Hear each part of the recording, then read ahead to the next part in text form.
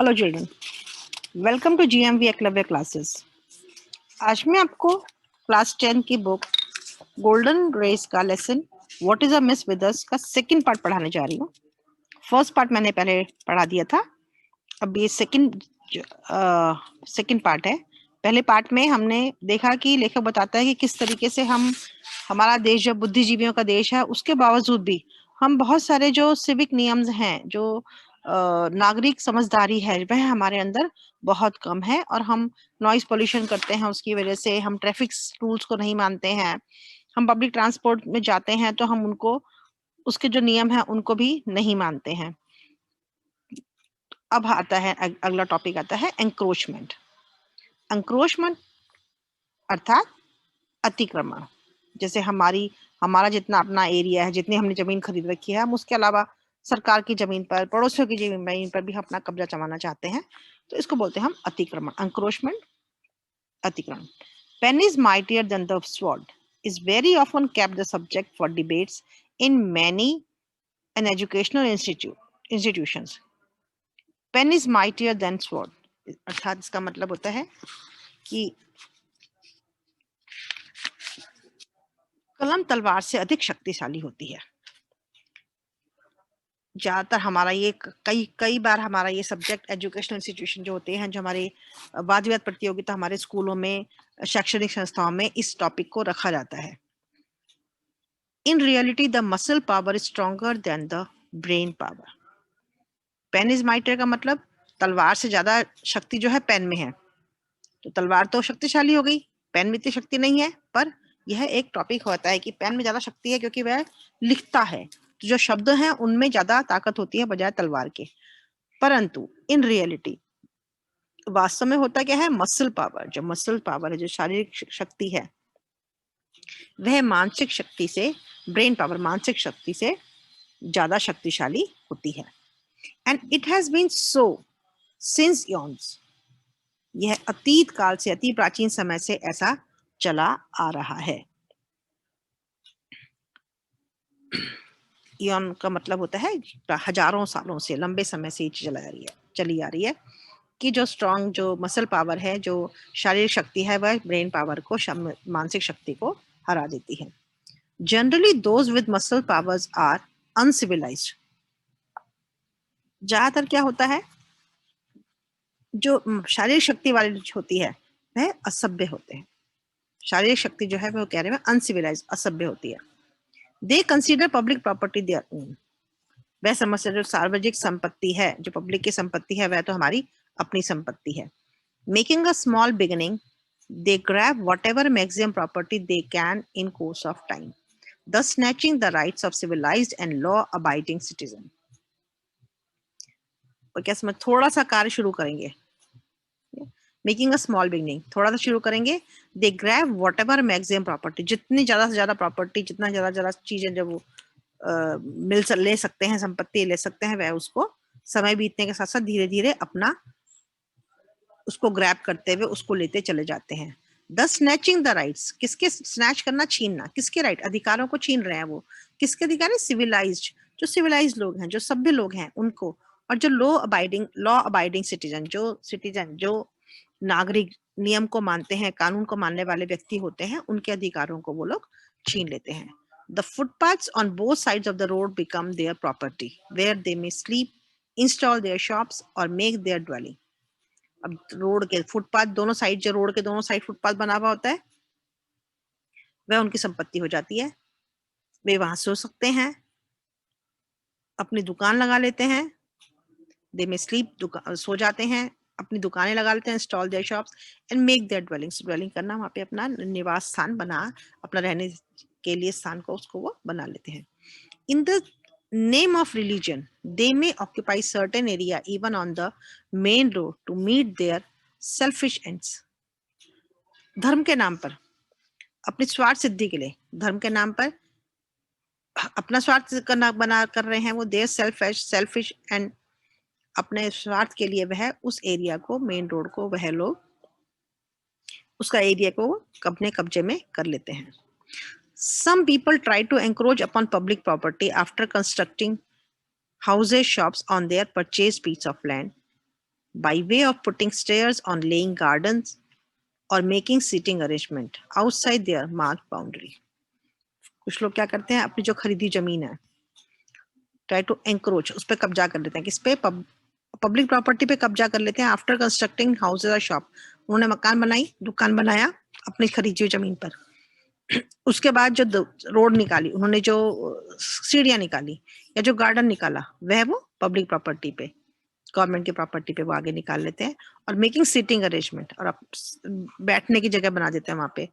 उनकी जो बाउंड्री है, उनकी जो अधिकार क्षेत्र में जितनी जमीन आती है उसकी सीमा से बाहर वह लोग अपने सीमा से बाहर बैठने का स्थान बना लेते हैं और सार्वजनिक संपत्ति पर अतिक्रमण कर लेते हैं या अधिकार करने की कोशिश करते हैं।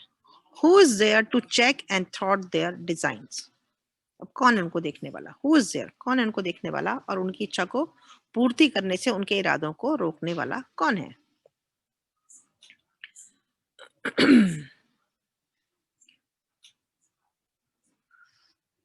None. A small beginning made undeterred grows into a big menace to all other except to those doing so. अब मतलब कौन है उनको रोकने वाला? जो वह गलत काम कर रहे हैं उसको रोकने वाला कौन है? कोई नहीं है। अ स्मॉल बिगनिंग, शुरुआत धीरे धीरे होती है, थोड़ी सी शुरुआत करते हैं और धीरे धीरे वह बढ़ जाती है, बहुत ज्यादा बढ़ जाती है। छोटी सी शुरुआत होती है पर उसको कोई रोकता नहीं है तो वह बहुत बड़ी बन जाती है। और ऐसे काम में लिप्त जो लोग हैं उनको छोड़ के बाकी उन सभी के लिए वह खतरा बन जाती है। खतरा किसके लिए? वह लोग जो उस काम को नहीं कर रहे हैं, जो कर रहे हैं वो तो ऐश कर रहे हैं, और बाकी दूसरे लोगों के लिए वह चीज बहुत खतरा, परेशानी बन जाती है। मेनेस मतलब खतरा हो जाता है। अगला फोटो है क्लेanलीनेस। क्लेanलीनेस मतलब सफाई। Cleanliness is next to godliness. स्वच्छता भक्ति से बढ़कर है, ये कहा जाता है। ये भी एक प्रोवर्ब, एक सही सेइंग है कि भगवान के स्वच्छता ही भक्ति है। That seems to remain an obsolete adage now. अब ये पुरानी कहावत है, अब जो है ये एक प्राचीन कहावत ही प्रतीत होती है जो अब का चलन से बाहर हो गई है। ऐसा लगता है कि अब ये चलन से बाहर हो गई है और यह कहावत ही बन के रह गई है। We are so used to uncleanliness that it does not seem to affect our senses, leave aside annoying us. अब हम जो है इस अस्वच्छता के इतने आदी हो गए हैं, इतने यूज टू हो गए हैं, इतने आदी हो गए हम इस चीज के कि हमें ये चीज लगती ही नहीं है कि हमें प्रभावित ही नहीं करती। हमारे इंद्रियों को समझ में ही नहीं आता कि ऐसा कुछ है। हम बजाय इसके गुस्सा ना तो बहुत दूर की बात है, जब कोई चीज बुरी लगती है तो गुस्सा भी आता है। अब गुस्सा तो आना छोड़ की बात है, हमें लगता ही नहीं है कि कुछ गंदगी है, हमें समझ में ही लगता कि हाँ ये गंदगी हो रही है।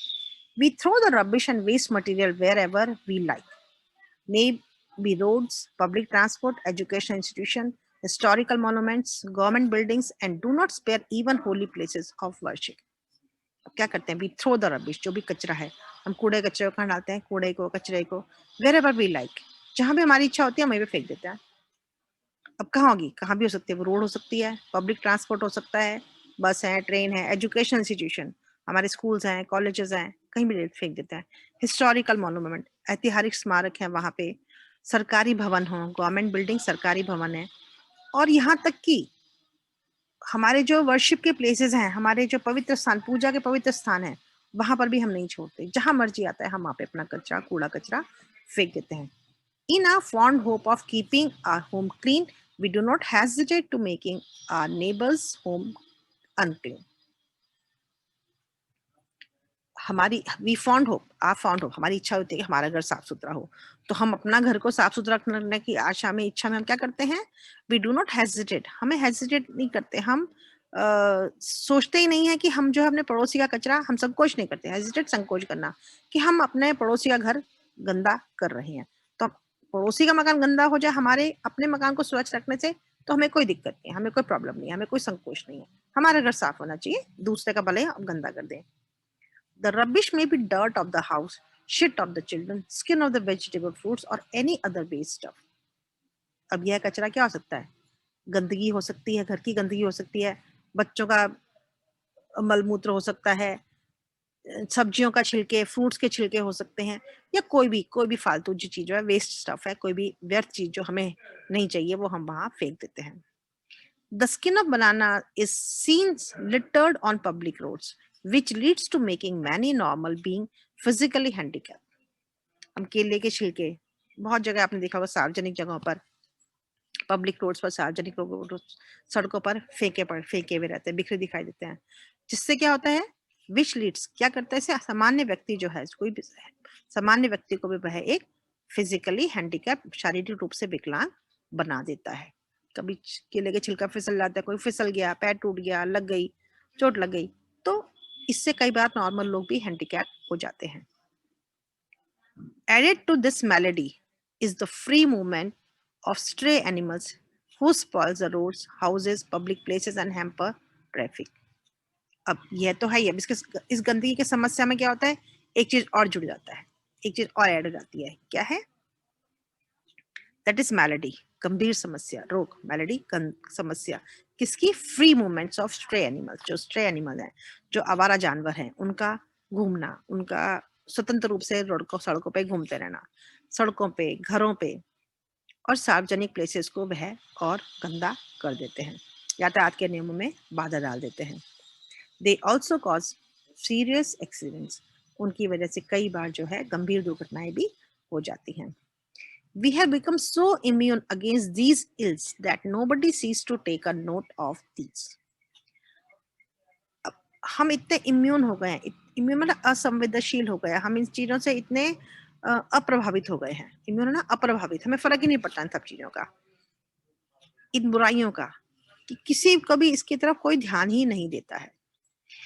Even some African countries, not to talk of the advanced countries, when shown on the TV seems cleaner than us. कहते हैं हमने कई बार अफ्रीकन कंट्रीज को देखा है, विकसित देशों को तो बात छोड़ दो, एडवांस कंट्रीज जो विकसित देश हैं वो तो बहुत साफ सुथरे ही हैं, उसके अलावा हम अफ्रीकन कंट्रीज को भी कई बार देखते हैं जो इतने विकसित नहीं है।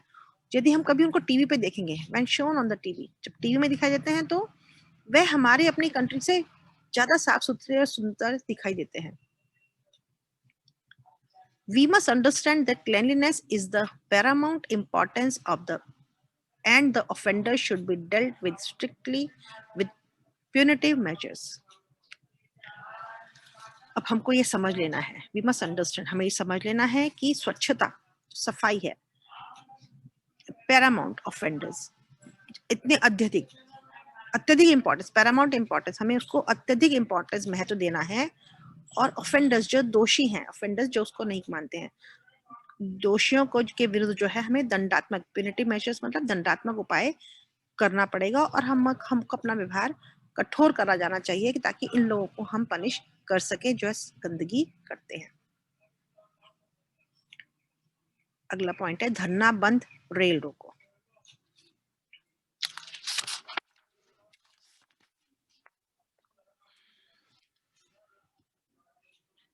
धरना बंद, अब क्या होता है, हम अपनी, कोई भी लोग अपनी चीजों को, अपनी इच्छाओं को पूरी करने के लिए या किसी गवर्नमेंट से अपनी बात को मनाने के लिए धरना कर देते हैं, रेल रोक देते हैं, तो उससे पब्लिक को बहुत परेशानी होती है। अभी क्या, the easiest way to give vent to a protest is to stage a dharna और कॉल फॉर बंद और रेल रोको डेमोन्स्ट्रेशन। क्या अपने विरोध को प्रकट करना है, क्रोध के गुस्से में है कोई, तो अपने विरोध को प्रकट करने के लिए लोग क्या करते हैं, धरने पर बैठ जाते हैं, स्टेज है धरना, धरने पर बैठ जाते हैं। कॉल फॉर बंद, बंद कर देता है, बाजार बंद, रोड बंद, स्कूल बंद, बैंक बंद, हर जगह बंद हो जाएगा। और रेल रोको डेमोन्स्ट्रेशन, रेल रोको आंदोलन बना देते हैं कि ट्रेन को नहीं चलने देंगे, सब लोगों को परेशानी हो जाएगी, वे अपना डेमोन्स्ट्रेशन शो करने के लिए, अपना धरना दिखाने के लिए ऐसा करने लग जाते हैं। The agitators make the most out of such shows.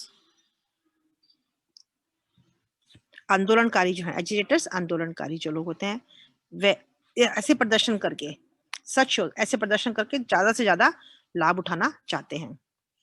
These devices, besides causing inconvenience, may sometimes irreparable damage. Individual cause immense loss to the nation. अब these devices मतलब इस तरीके के जो तरीके ये अपनाते हैं, ये क्या करते हैं, कभी कभी ऐसे हानि पहुंचा देते हैं, causing inconvenience, बहुत ज्यादा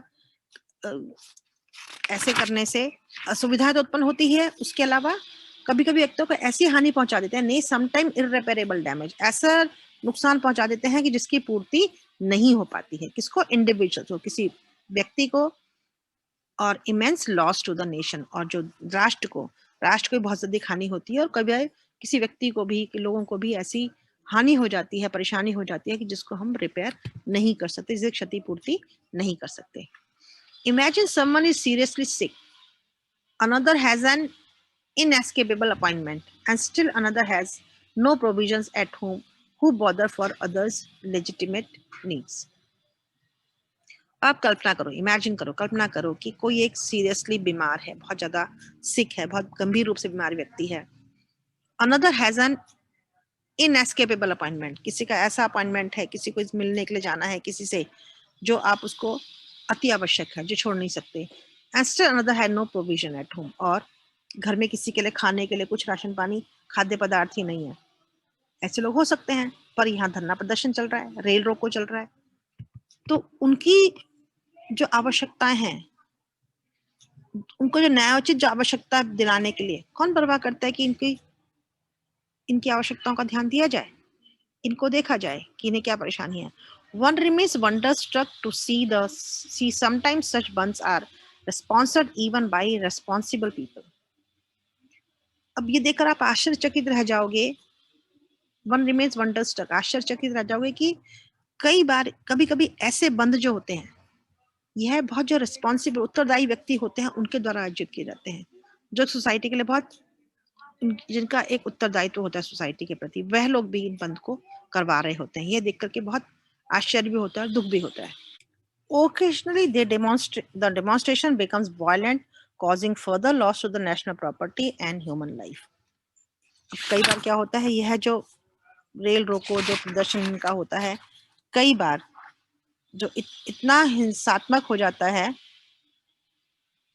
इतना हिंसात्मक हो जाता है कि वह देश की प्रॉपर्टी के लिए और ह्यूमन लाइफ के लिए, मानव जाति के लिए बहुत ज्यादा हानिकारक हो जाता है, उनको बहुत ज्यादा लॉस पहुंचाता है, वो इतने हिंसात्मक हो जाते हैं। Can't we think of a suitable device for expressing our protest without causing inconvenience to others and loss to the nations?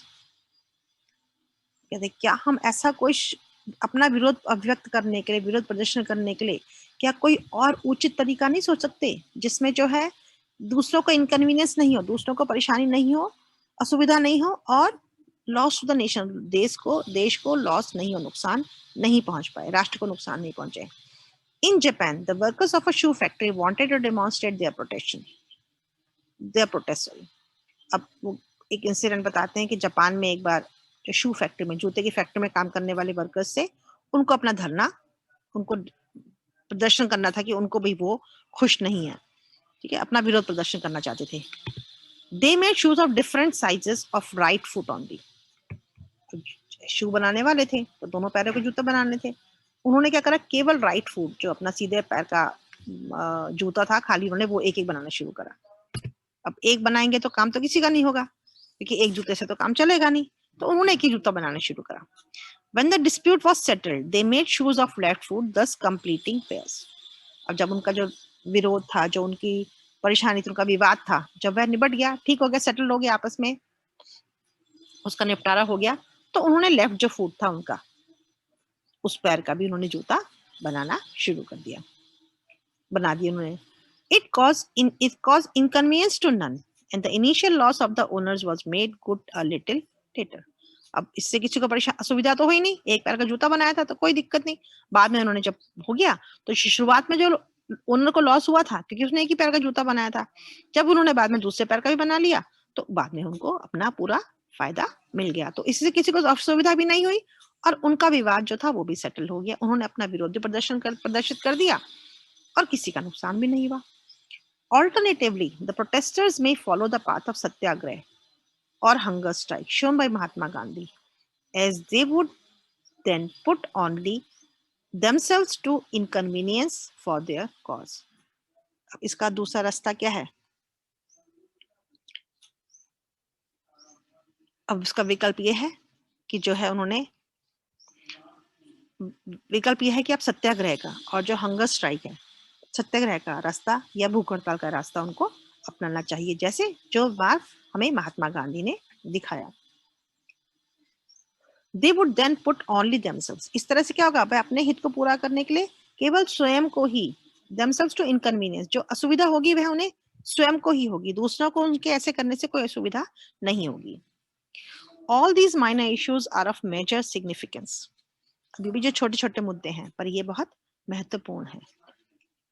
If things like these are set right, progress, prosperity and pleasures will knock at their door, यदि सब प्रकार की चीजें, सारी चीजें जो हैं, यदि हम सही तरीके से रखें, सही कर दी जाएं, जो जिनकी हमने पहले बात करी है, क्लेanलीनेस की है, धरना प्रदर्शन की है, साउंड पॉल्यूशन की है, सब घर घर में उन्नति होगी, समृद्धि होगी और घर में प्रसन्नता आएगी। अर्थात उन्नति, समृद्धि और प्रसन्नता हर घर के दरवाजे खटखटाएगी। इसका मतलब सब घर में प्रोग्रेस, प्रॉस्पेरिटी एंड प्लेजर, समृद्धि, प्रसन्नता और उन्नति, खुशी हर दरवाजे पर आएगी, हर घर में आएगी। धन्यवाद।